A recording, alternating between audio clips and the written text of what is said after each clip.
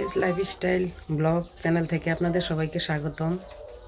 তো আজকে আমার দিনের শুরুটা কিভাবে হলো, সকালবেলা ঘুম থেকে উঠে ছেলেদের জন্য রুটি করলাম। ওদেরকে রুটি খাইয়ে স্কুলে পাঠিয়ে দেওয়ার পর আমার কাছে মনে হচ্ছিল যে অনেক বেশি ঠান্ডা লাগে। গতকালকেও বলেছিলাম আমার প্রচুর ঠান্ডা লেগেছে, যার কারণে নাক থেকে এত পরিমাণে পানি ঝরছে যে আমি কোনো কাজ করতেই আসলে স্বাচ্ছন্দ্য বোধ করছিলাম না। যার কারণে আজকেও রুটি করে সেই এক সকাল বাচ্চাদেরকে নিয়ে দুষ্টামি উঠানে বসেছিলাম। তো তার পরবর্তীতে দুপুরে রান্নার জন্য আয়োজন করলাম। কী কী রান্না করছি সেগুলি আপনাদেরকে এখন দেখাবো এবং বলবো। এটা হচ্ছে আমার ঘরের দরজাটা, এই যে আমার রুম। আমি এখন আমার ঘরের দরজার বাইরে সামনে দাঁড়িয়ে আছি। এই যে আমাদের উঠান, এখন উঠানে কাপড় চোপড় শুকাইতে দিছি। এখন কী কী রান্না করছি আপনাদেরকে দেখাই, চলুন। গতকালকে তো বলেছিলাম যে আমি লাউ রান্না করেছিলাম, ক্ষেত থেকে লাউ তুলে আনিয়েছিলাম, লাউ মুগ ডাল দিয়ে রান্না করেছিলাম। দুই ছেলে, এক ছেলে একদমই পছন্দ না। তো আজকে তারা কি খাবে এসব চিন্তা ভাবনা করে ঘরে টমেটো ছিল, অনেক দিন হয়ে গেছে। চাটনি দুই ভাই খুব পছন্দ, এই জন্য টমেটো চাটনি রান্না করছি। তারপরে পাশে একটা ভাজি, ওরা ভাজি খাইতেও খুব পছন্দ করে। আর তেলাপিয়া মাছ দিয়ে টমেটো দিয়ে মাছের ঝোল রান্না করেছি। এটা তো মানে দুই ভাইয়েরই খুব বেশি পছন্দ। তো বড়জন তত বেশি একটা কিছু বলে না, প্রিয়াংশু মানে খুশি হয়েছে অতটুকুই। আর ছোটজন তো মানে তার খুশিটা প্রকাশ করার মতো না। ইস মা, আজকে তুমি চাটনি রান্না করছো, তেলাপিয়া মাছের ঝোল রান্না করছো, আমি এত খুশি হয়েছি মা। ওর খুশি হওয়ার আবেগটা আসলে এইভাবে প্রকাশ করে। তো আজকে প্রান্তিক খেতে খেতে কি বলে সেটাও আপনাদেরকে দেখাবো, সাথেই থাকুন। তো বড় ছেলে স্কুল থেকে চলে এসেছে, এখন ভাত খাবে। আমি তো সব রেডি করে রাখছি। আমি তো আসলে ওই যে শীতের কারণে অনেকটা দেরি হয়ে যায়, যার কারণে আমার কাজ করতে করতে লেট হয়ে যায়। সকালবেলা রুটি করলাম, তারপরে রান্না করলাম। আমার এখনও পূজা দেওয়া বাকি আছে, কাপড় চোপড় ধোয়া বাকি আছে। এখন ছেলেকে ভাত দিয়ে কাপড় চোপড় ধুতে যাব, তারপরে এসে পূজা দিব।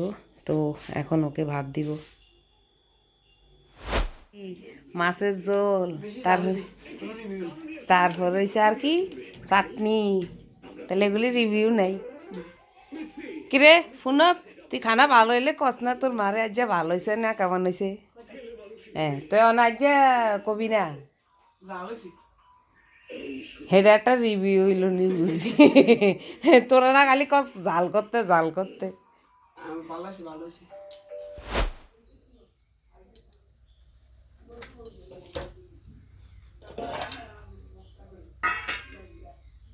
এমন একটা অবস্থা, পূজা দেওয়ার জন্য ফুল নাই, তুলসী পাতা নাই। আমাদের এখানে যখন বন্যা হয়েছিল কিছুদিন আগে হঠাৎ করে, এদেশের লোক আসলে কেউ কখনো বন্যা কি এই জিনিসটা দেখেই নাই, যেহেতু এদের বাড়ির পাশে কোনো নদী নাই, চারপাশেই বেড়িবাঁধ। কিন্তু এবার অতিবৃষ্টির কারণে বন্যা হয়েছে, আর ওই বন্যার কারণে যত ধরনের গাছগাছালি ছিল সব নষ্ট হয়ে গেছে। এখন ফুল তুলসী গাছ একদমই নাই পূজা দেওয়ার মতো।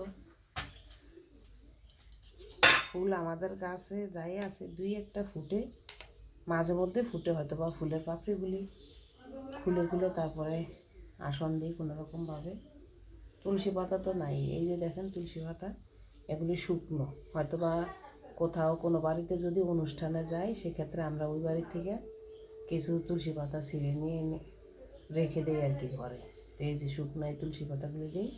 আর আজকে আমার ঘরে একদম মানে আমার ফুল গাছে একটা ফুলও ফুটে নাই। তো পাশের ঘরে দিদির থেকে এই যে একটা কিনা ফুল, তাও একরকম মোটামুটি নষ্ট প্রায়, এটা এনে কোনো রকম পূজা দিচ্ছি। যেহেতু একদম ফুল নাই, নিতান্তই বাধ্য হয়ে, এটা ছাড়া গতি নাই, যার কারণে এটা দিয়ে এখন পূজা দিতে হবে, দিচ্ছি।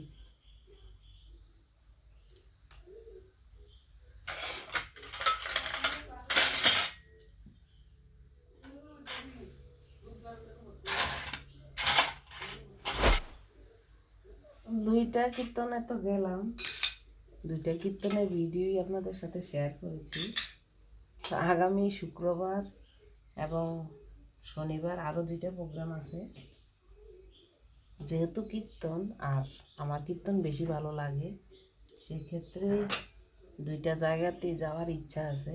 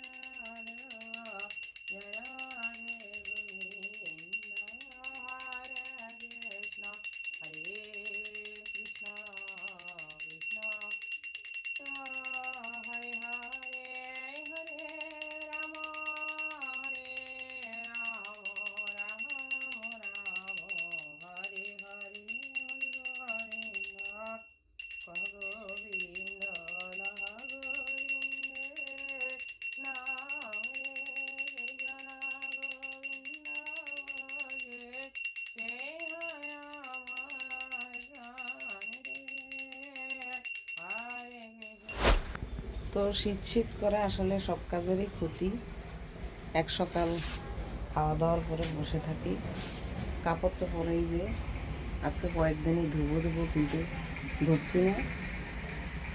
তারপরে তো তাড়াহুড়া করে রান্না করতে হয়, যেহেতু বড় ছেলে একটার মধ্যে চলে আসে, এই জন্য কাপড় চোপড়ও ধুই না, তাড়াহুড়া করে রান্না করতে চলে যাই।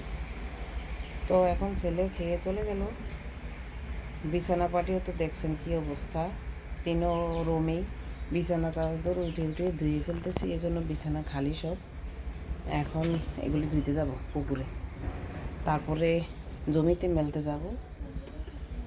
তো দেখেন আমাদের পুকুর কেমন, চিরচেনা পরিচিত সেই জায়গা। এই যে এদিক দিয়ে আমরা বাড়ি থেকে বের হই, এই যে আমাদের পুকুর ঘাটলা। এখন প্রায় 1:30 কি 2টা বাজে, যার জন্য পুকুর পুরা ফাঁকা। আর না হলে সারাদিনই এত লোকজন হয় যে পুকুর ঘাটে একদম জায়গায় পাওয়া যায় না। এখন প্রায় রান্না খাওয়ার সময়, যার কারণে সবাই রান্না করতে ব্যস্ত। তো আমারও রান্না শেষ। তো দেখলেন যে আমিও ফ্রি টাইমে একটু ধুই, এজন্য ঘাটে চলে আসছি। এই যে আমাদের জমিতে জামা কাপড় শুকাতে দিছি, এই যে দেখো। তো গতকালকে দেখাইছিলাম যে আমাদের জমিতে কামলা আসছিল কাজ করতে, কিন্তু জমিতে জল না থাকার কারণে এদের কাজ করতে খুব সমস্যা হইতেছিল। তো তাহের কাকা গতকালকেই জলের লাইন দিয়েছিল, কিন্তু জল আসে নাই, আজকে আসছে। এই যে এখন জল পরিপূর্ণ। এই জল থেকেই তাহের কাকা ড্রেন কাইটে দিয়া এই যে আমাদের এই জমি তো জল দেয়। এই যে এখানেও দেখেন জল আছে পরিপূর্ণ।